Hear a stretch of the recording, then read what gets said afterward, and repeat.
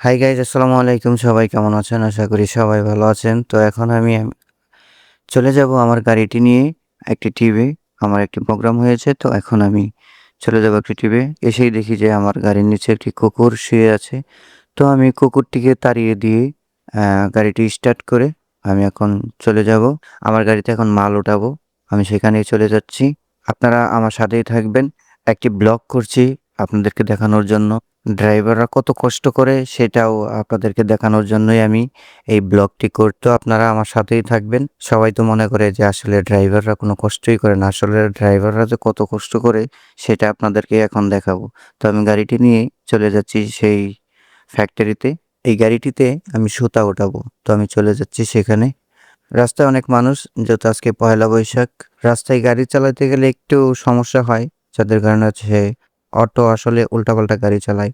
আর এখন চলে আসছি হচ্ছে এই যে জেলখানা রোড, জেলখানার পিছন দিয়ে আমি চলে যাচ্ছি। এটা কিন্তু কাশিমপুর কারাগার জেলখানার বাউন্ডারি। এদিক দিয়ে যাচ্ছি আমি। এখন প্রায় কাছাকাছি চলে আসছি। আপনারা আমার সাথেই থাকবেন। আজকে পহেলা বৈশাখ, তো রাস্তায় অনেক মানুষ, সবাই সেজেগুজে সবাই ঘুরে বেড়াচ্ছে আর আমি গাড়ি চালাচ্ছি। আসলে ড্রাইভারের জীবনই এটা। ড্রাইভারদের কোনো ঈদ নেই, ড্রাইভারদের কোনো পহেলা বৈশাখ নেই। তো আপনাদের সাথে কথা বলতে বলতে আমি আসলে চলে এসেছি আমার সেই ফ্যাক্টরিতে, যেখানে আমি মাল উঠাবো।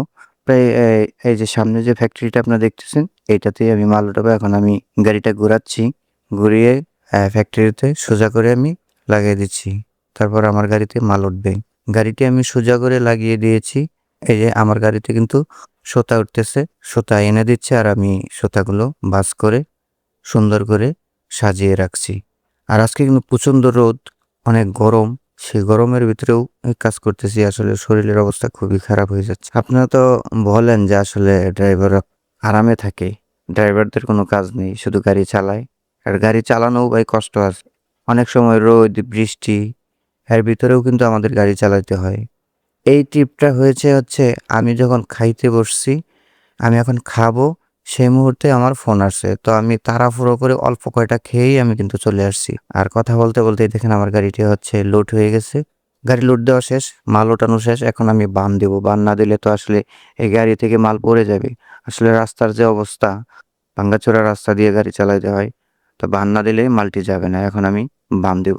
আমার গাড়ি থেকে আমি রশি নিয়ে আমি এখন এই মালগুলো, সুতাগুলো বান দিচ্ছি। আপনারা দেখুন। এইভাবে বানগুলো উঠাইবেন। যদি আপনারা কোনো কিছু বান দিতে হয়, রশি দিয়ে বান দিতে হয়, তাহলে এইভাবে বান দিবেন। তাহলে কিন্তু বানটা অনেক টাইট হবে। এই গরমের ভিতরে যে একটা কষ্ট, শরীর দিয়ে ঘাম, প্রচুর ঘাম ঝরছে। তারপরেও কিছু করার নেই।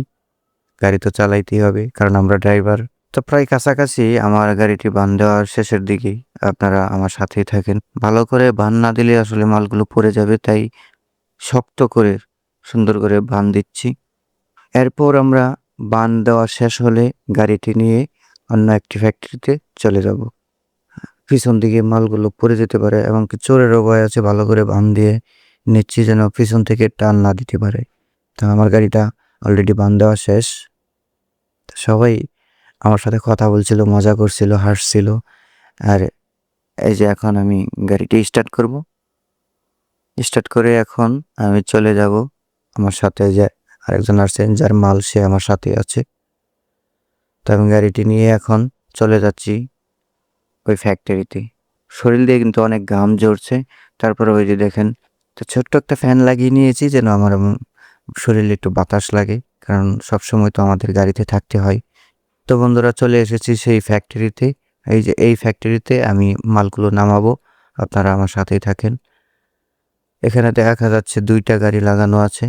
তো আমি এর ফাঁক দিয়ে, আমার যত ছোট গাড়ি, তা এই ফাঁকটাতে আমি গাড়িটা ঘুরাবো। এখানে আমি গাড়িটা ঘুরিয়ে নিব।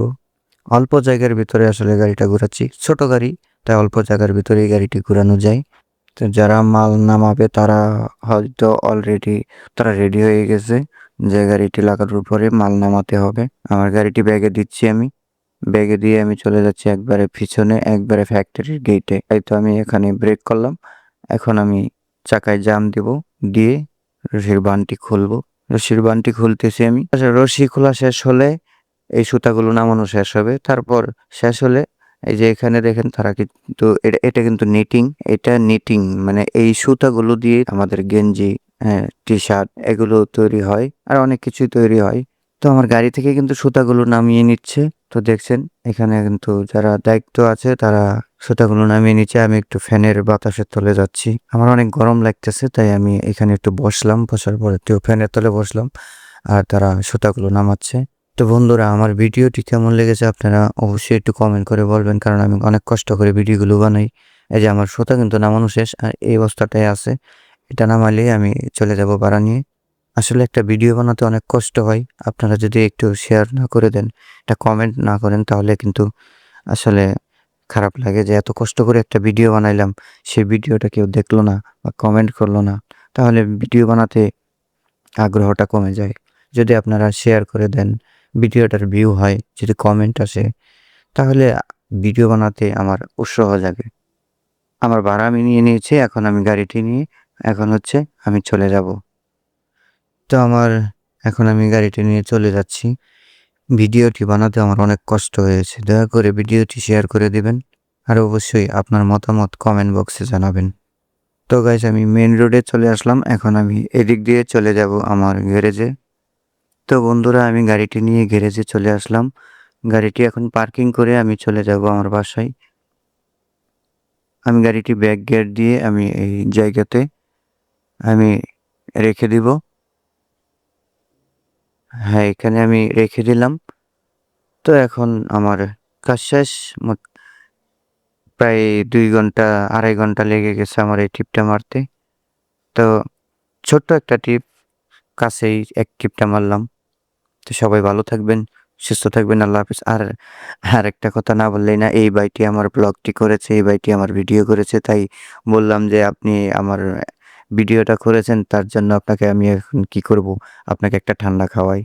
তখন তাকে একটা পাওয়ার কিনে দিলাম। সে খুশি হলো। ধন্যবাদ সবাইকে।